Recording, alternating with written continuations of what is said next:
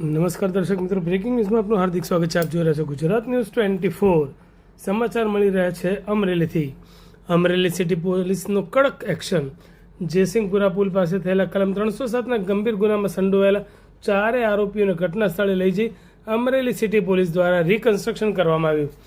આ કાર્યવાહી દ્વારા પોલીસે ગુનેગારોને સ્પષ્ટ સંદેશો આપ્યો છે કે કાયદો હાથમાં લેનાર કોઈ પણ વ્યક્તિને બક્ષવામાં નહીં આવે.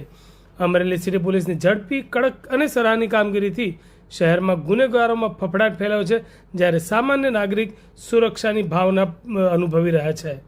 પોલીસની આ કામગીરીને લોકો ભારે વખાણ કરી રહ્યા છે. ગુજરાત ન્યૂઝ 24 માટે જિલ્લા બ્યુરો ચીફ જિગ્નેશ બારૈયા, અમરેલી.